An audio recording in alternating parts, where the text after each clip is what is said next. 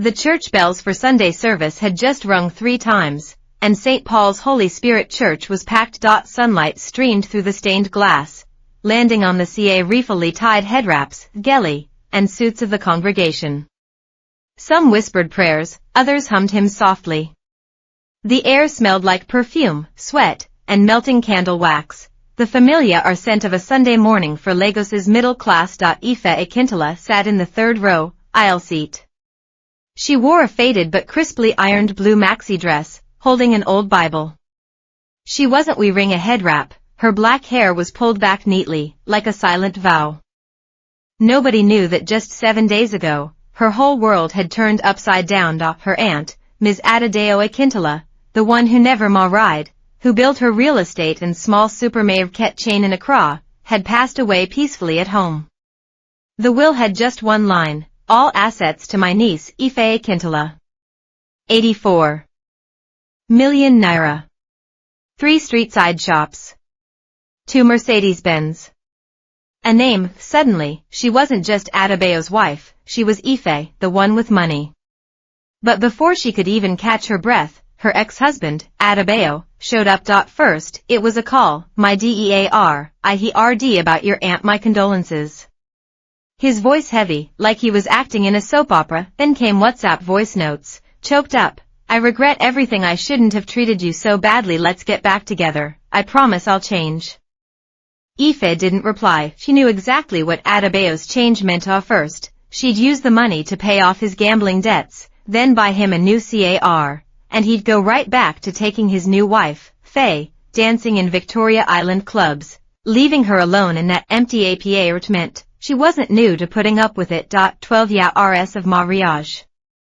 She'd endured his nights out, endured him taking her salary card to bet on Nigeria versus Ghana football matches, endured him yelling at her during her period, can't even give me a child. What good are you? She'd endured that rainy night the most. Burning up with a 39-degree fever, she called begging him to take her to the hospital. He just laughed on the phone: stop faking it, you just want me to feel guilty. She took a taxi to the hospital herself. Registered, paid, got the 4-drip. Alone, when the lawyer handed her the inheritance papers, her first reaction wasn't to cry. She laughed. Laughed because she finally didn't have to live on her knees anymore. But she never expected Adebayo would make his move in church, right as the pastor was preaching about forgiving one another. The church doors slammed open. Adebayo strode in, his suit jacket crooked, his tie hanging like a dead snake around his neck. Beside him was that woman, Faye, in a blindingly bright pink dress, teetering on 10 centimeters heels. Lips painted fluorescent, looking like she'd just escaped a nightclub. Every eye in the place snapped. Tawa RDS them, have something to say. Adebayo boomed, like he'd rehearsed it 100 times. Ife, I know I was wrong. But that money you inherited, your aunt was supporting you with it during our mariage. By law, I'm entitled to half. Someone gasped. Ife slowly closed her Bible and looked up. She didn't stand. Just looked at him calmly, like he was a cockroach crawling across the dinner table. Adebayo, her voice was quiet but cut through the silence, you signed those divorce papers pretty quick. How regrets? It's not regret. His face flushed red. I'm thinking of you. That much money, how's a woman supposed to manage it alone? You'll get scammed. I am your husband, after all. Ex-husband, Ife corrected, right? Ex-husband. He suddenly got agitated, grabbing Faye's hand. But I have a new life. Now. Faye and I are getting married. We're even having a baby. You've got money now, shouldn't you help us out? After all, you never had kids. Those last 4 words hung in the air like a knife. Ife stayed calm. She pulled a gold-embossed envelope from her handbag, stood up, and walked Tawa RDS them. Slow steps, but they sounded like wah or drums, stopped in front of Adebayo, raised her hand, smack, the lawyer's letter slapped him right across the face. The corner scratched his eyebrow, leaving a faint red mark.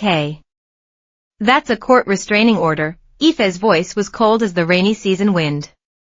You and your fiancé here are forbidden from coming within 10 meters of my home, my workplace, or my family land without my permission. Otherwise, immediate arrest. Dead silence filled the church. Faye's eyes widened. You hit him. I didn't hit you, Aoife said with a cold smile. I just gave him back some face. She turned to the congregation, raising her voice. Brothers and sisters, I'm not here to boast. I'm here to tell you, my Aunt never married. She built her life with her own hands, supported our whole family. She left me this money not so I could keep begging scraps from a man, but so I could stand tall. Someone sta root clapping. An elderly woman raised a trembling hand. Amen. A woman can stand on her own. Adebayo was shaking with rage. You're crazy. That money should be mine, should be yours. What? Aoife cut him off. Should be yours to gamble away, should be yours to buy Faye handbags, or should be yours to keep 10 other women on the side. She pulled out her phone, tapped it, and played a recording. That old woman Aoife, cold as a fridge, I stopped touching her ages ago. Faye knows how to treat a real man, unmistakably Adebayo's voice. The church erupted in murmurs. Faye turned pale. You recorded us. You handed it to me, Aoife said, putting her phone away. And by the way, you all know why he couldn't have kids. It wasn't me. It was him, stuffing himself with those African manpower pills. Wiped out his sperm count. Laughter burst out from the back rows. Adebayo's face turned purple. He snatched the restraining order, ripped it to shreds, and let the pieces fall like snow. You'll see, he read. Money can be split, but you only have one life. He grabbed Faye's arm and they stumbled out of the church. The doors slammed shut behind them. Aoife stood there, taking a deep breath. The pastor walked over. Child, he said gently, you were brave. She nodded, didn't speak, but that night, she knew it wasn't over. She got home to find her front door security camera covered with black tape, her car tires slashed, and a note shoved under her door. No money, Shari, no peace at home. She didn't call the police. Sitting in the DRK living room, she opened her laptop, logged into her bank accounts, froze all funds, and called her lawyer to prep a reapplications for a protection order and secure asset management. 2 a.m. Her phone rang. Was the bank manager from Ghana. Ms. Aoife, we detected an attempt to open a new account in your name at our Accra branch. The IP address traces back to Lagos. She laughed. Adebayo wasn't just trying to grab the money, he was trying to steal her identity to take it all.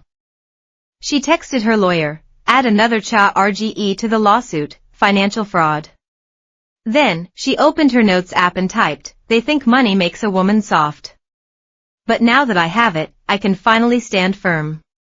Outside, rain sta root falling. Lagos's rainy season hits hard and fast. Aoife knew after this storm, the sun would rise. She turned off the light, lay down, closed her eyes. Tomorrow, she was going back home, to Ijebu town in Ogun State. It's where her aunt left her the last piece of land, was also her sta rooting point for fighting back. Muddy road of the rainy season twisted like a brown snake around the hills of Ijebu town. Aoife's car jolted through the potholes, mud splattering the windows like TR tracks.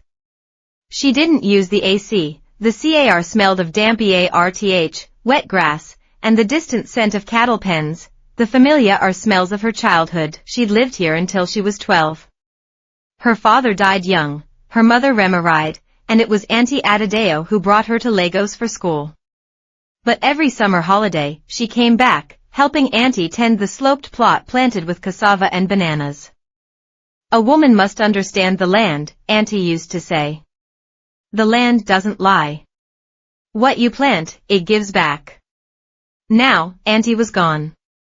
This land, along with the 2 other shops, was the most troublesome part of her 80 million naira inheritance, cause here, women couldn't inherit land, least, not in the eyes of the clan elders. Her car had ba rely stopped at the village entrance when a group of elders in traditional robes surrounded it. Leading them was Elder Olagun, leaning on an ebony walking stick.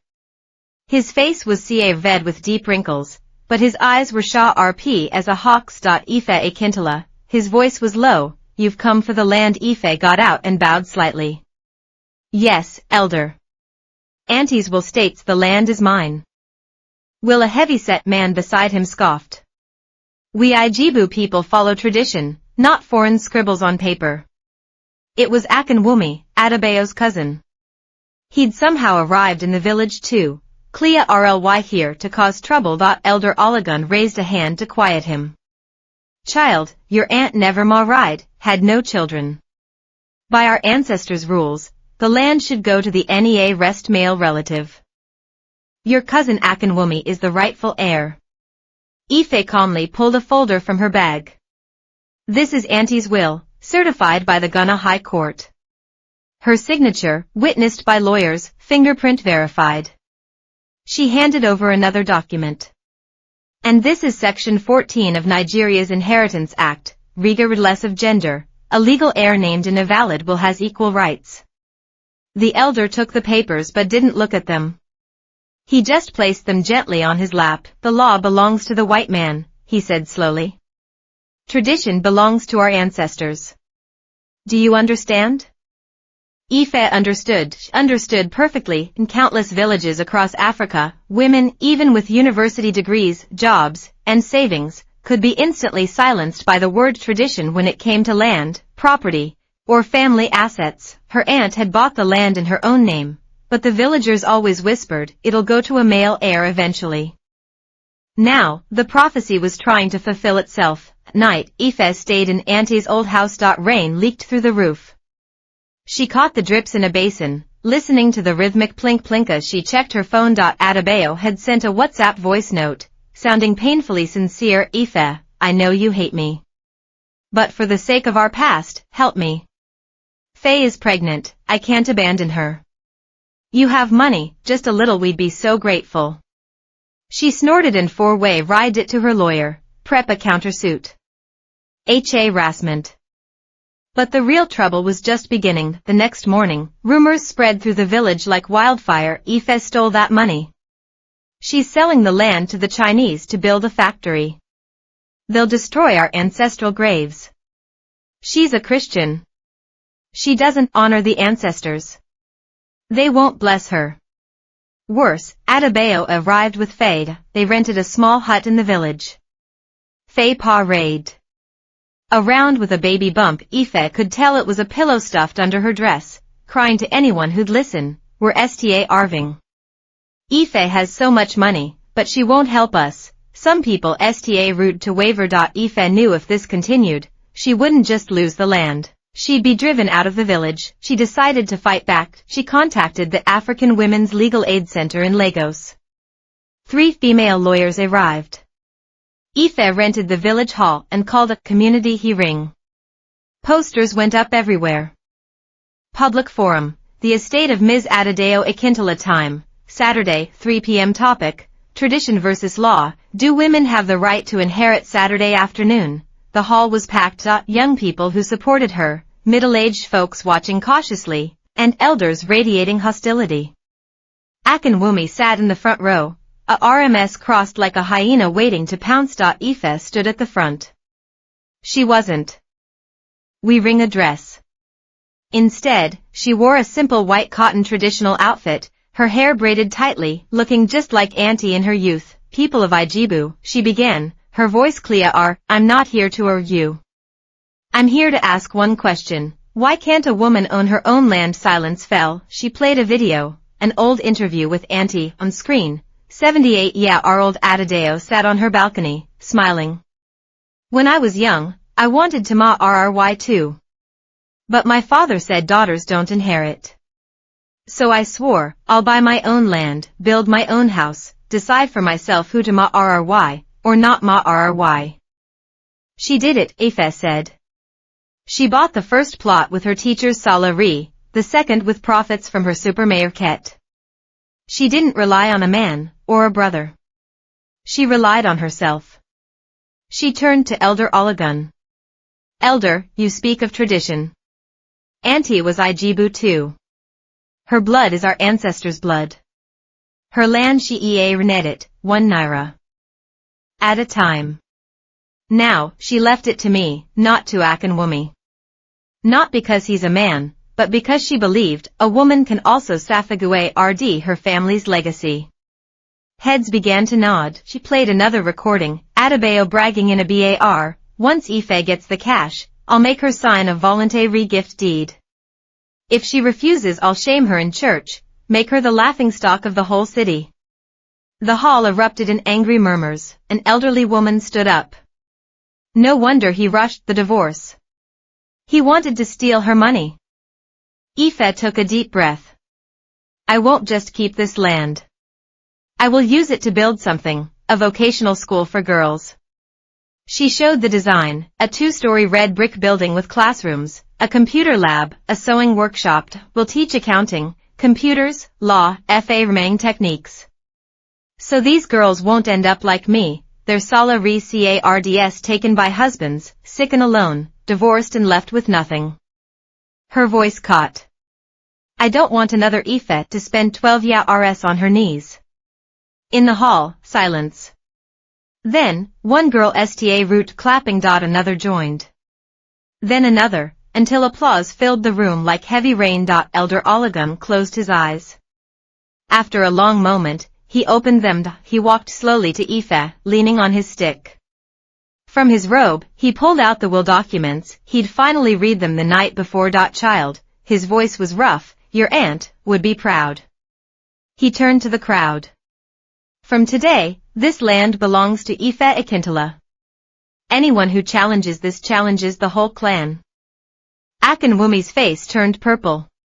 He tried to argue, but 2 clansmen grabbed his arms and urged him out. Adebayo and Faye fled the village that same night. Evening, Ife stood alone on the land, looking at the slope under the moonlight. The wind rustled the banana leaves. She knelt down, scp'd up a handful of earth and breathed in its scent. Still smelled like childhood. Auntie, she whispered, I kept it safe. Suddenly, her phone rang. It was the Ghana bank manager. Urgent, Ms. Ife. We detected an attempt to register a new company in Accra using your identity. Registered capital, 50 million naira. The IP address, it's from Lagos. Matches your ex-husband's usual location. She gripped the phone tightly, her eyes turning cold. Adebayo hadn't given up. He'd shifted from the land battle to a financial war. She stood up, looking at the night sky. All right then, she murmured. Let's see who has more moves. Ife didn't call the police right away. She knew that in Lagos, police efficiency often depended on who greased the most palms. And Adebayo was an expert at taking care of things. She chose a different way to fight back. The day after returning to Lagos, she posted a video on Instagram. And her WhatsApp status, in the frame, she sat on a wicker chair in her small courtyard, wearing a simple cotton dress, her hair loosely tied up, looking like any ordinary African woman. My name is Ife Akintola, she said, looking straight into the camera. A month ago, I got divorced. 7 days later, I inherited 80 million naira. My ex-husband stormed into church with his girlfriend demanding money. Village elders told me women can't inherit land.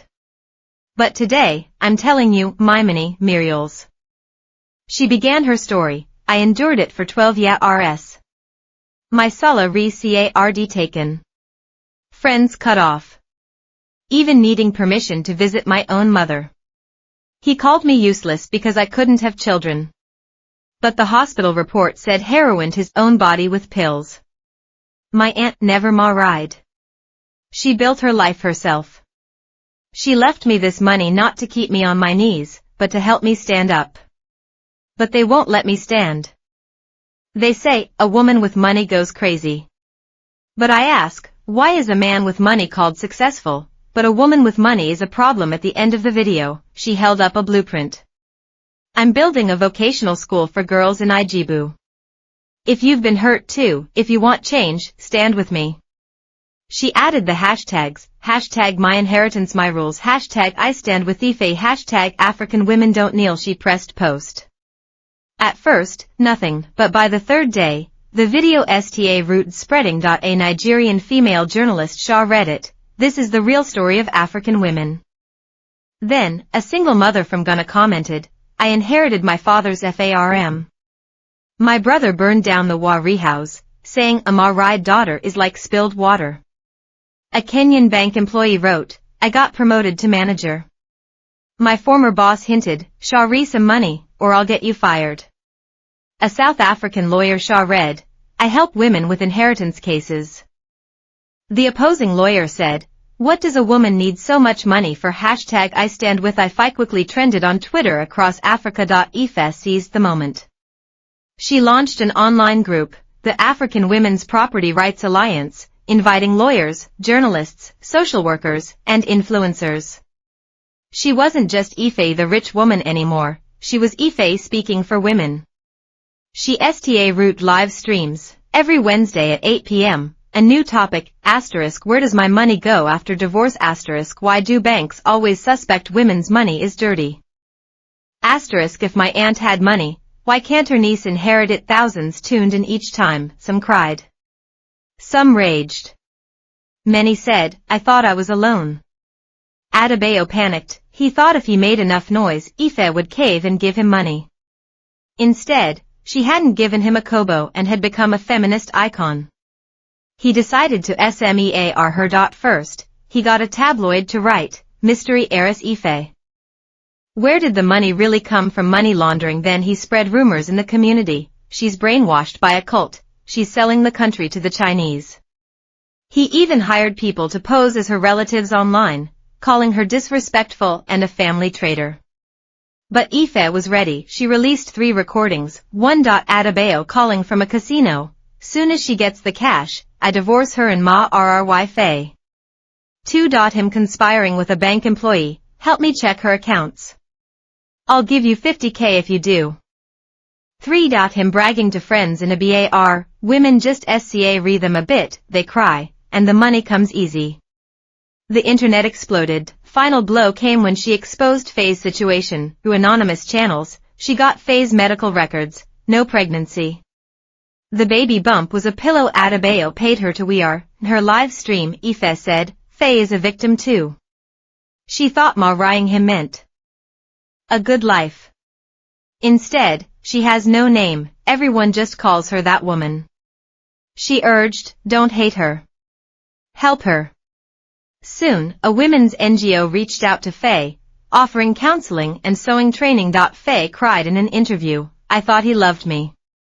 He just wanted the money. Public opinion flipped completely. Adebayo went from wronged husband to citywide joke. But the real climax happened a month later on the street. Ife was leaving the bank after setting up the school fund account. As she stepped out, Adebayo suddenly burst from a car and threw himself on his knees in front of her. Ife. I was wrong, he wailed like a wounded animal. I shouldn't have been greedy. I shouldn't have brought Faye to church. I want us back. I swear I'll change. A crowd instantly gathered, phones raised. Ife didn't help him up, she crouched down, meeting his eyes directly, her voice icy calm. Adebayo, you're not here for me. I am. You're here for the money, she cut him off. You're kneeling here not because you love me, but because your gambling debts are redue. She hit record on her phone, tell me, what exactly are you changing? He froze. The TRS dried instantly on his face, you can't change. Ife stood up. You'll just keep gambling, keep chasing women, keep tricking the next foolish woman. She addressed the crowd, everyone, remember this man. His name is Adebayo Akintola. He uses love to steal money. He uses remorse to act. Don't let your daughters marry a man like this. She pressed send. The video uploaded live to her socials. Title, Cut the Act, Scumbag. Within 30 minutes, 1 million views. That night, the police called. Adebayo filed a report. Says you defamed him online, ruined his reputation. Demands your arrest. Ife laughed, she'd already contacted Africa Human Rights Watch. Everything was documented. The next day, she walked into the police station with her lawyer. Won't avoid the investigation, she said. But make sure it's the law judging me, not a lying man. The case began. Then, another message arrived. Faye had been missing for 3 days. One saw her enter a textile factory owned by Chinese businessmen, but the factory denied hiring her. Aoife immediately contacted the NGO. Her sisterhood network mobilized to see RCH. 3 days later, they found Faye in a cheap rented room on the outskirts of Lagos. She was curled in a corner, bruises on her face, rope marks on her wrists. Adebayo sold me to his debt collector. She trembled. Said I was worth 200,000. Aoife held her. TRS finally fell. She finally understood, this war wasn't just about money. It was a life-or-death fight for women's dignity. She held a press conference, revealing Faye's ordeal, demanding stronger government protection for women. "Iri not property," she shouted at the cameras. "We are human beings. With names. With rights. With futures." The nation was shaken. A week later, the verdict, Adebayo was formally charged with multiple counts, evidence tampering, harassment, attempted human trafficking, and Aoife, she was no longer just the woman who inherited. She was the woman who rose. The sun dripped like melted gold over the red brick walls of Ijebu town. 1 year later, Ife Women's Vocational School was finally open. 2-story building had white walls and blue-trimmed windows. Above the roof, Nigeria's flag fluttered beside a hand-painted sisterhood flag, purple background, 2 women's hands clasped tight at its center. Inside the gates, voices spilled out: assets, liabilities, owner's equity, accounting class. HTML tags. Define web page structure, computer class. Section 14 of Nigeria's Inheritance Act guarantees women equal rights. Legal literacy class. Aoife stood at the school entrance, eyes burning. This land, once deemed unfit for women by elders, was now hope ground for African women. The opening ceremony, the whole village showed up. Elder Olagun leaned on his cane and unveiled the school plaque himself. His voice boomed. "A year ago, I said tradition outweighed law. Today, I stand here to apologize to Ife Akintola." The crowd fell silent. Tradition isn't a tool to crush women, he continued. It's to remind us, whoever plants the tree deserves its shade. He turned, handing Ife a copper key. "This school is yours. And every girl's." Ife took it softly. "Thank you, Elder. You honored our ancestors, and unchained the future." Applause thundered. Akinwumi didn't come. Rumor had it he'd been fined by the clan for forging land deeds and banned from family affairs for 3 years. Adebayo no sign. His trial was underway: financial fraud, harassment, attempted trafficking. 10 years minimum, they said. Faye now taught sewing classes at the school. Her hair was cropped short. She wore plain cotton dresses and spoke in gentle tones. "Called me that woman," she told her students. "Now I'm Faye Adetokunbo, a name I chose myself." Adetokunbo means dignity returns. Ife had renamed herself too. She dropped her ex-husband's surname, registering officially as Ife Adetokunbo. Ade is crown. Tokunbo is dignity, she'd say. Finally, I belong to myself. After launching the school, Ife founded the African Women's Property Rights Fund, helping women stripped of inheritance, robbed by husbands, or thrown out by families. Year 1, they won 17 land cases, recovered stolen savings for 9 women, and set up 3 single moms with small supermarkets. They didn't do handouts. They taught skills: heavy checkmark how to track bank transactions, heavy checkmark how to record evidence, heavy checkmark how to write a will, heavy checkmark how to start a sister alert WhatsApp group. We don't wait for men to protect us, Ife Dekle read. We protect each other. Her story became a documentary, airing from Ghana to South Africa. The title said it all: they rd her when she got rich. But Ife knew victory wasn't the end. One night, a text lit up her phone. "Ife, this is Adebayo's mother. My son was wrong. But he's still my son. He's in prison, and I cry every day. Can you speak for him?" Ife Sta read at the screen. She remembered 12 years ago, when her mother-in-law would make her favorite aka bean cakes, calling her my best daughter. Then, when Adebayo sta root hitting her, a man disciplines his wife. When she couldn't conceive, go confess at church. She typed back, Auntie, I won't beg the judge to free him, but I'll send you money monthly while he's inside. Not for him. For you, after all you once made me aka. She didn't wait for a reply. Changing one person was ha road changing a society. Ha writer, hope kept blooming. Last week, a 16-year-old girl showed up to enroll. My father says girls don't need school, just EARLY mariage. But I saw your video. I want to study law. Help women fight. Ife smiled. First, Leah RN to draft a lawsuit. Already practicing. The girl pulled out a crumpled notebook, scrawled with lines from the Inheritance Act. Ife ruffled her hair. Welcome. Dawn broke again. Ife stood on the school rooftop, watching girls chant lessons under the morning sun. Light gilded their young faces like gold leaf. Her phone buzzed. A text from Lagos, Ms. Ife Adetokunbo, your Women's Heritage Safague Writing Initiative approved for pilot by Interior Ministry.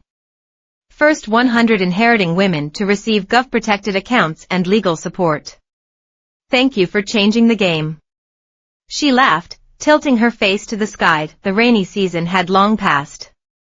Everything was blue. Her aunt's dying words echoed. Money isn't the goal, Ife, it's a weapon, shatters chains, lights up darkness, lets you shout I can when the whole world screams you can't. She opened her notes and typed one last line. They said women shouldn't have money. But when I got mine, the whole world finally heard me speak. Wind swept across the campus, flipping textbook pages like 1,000 beating wings. A new term had begun.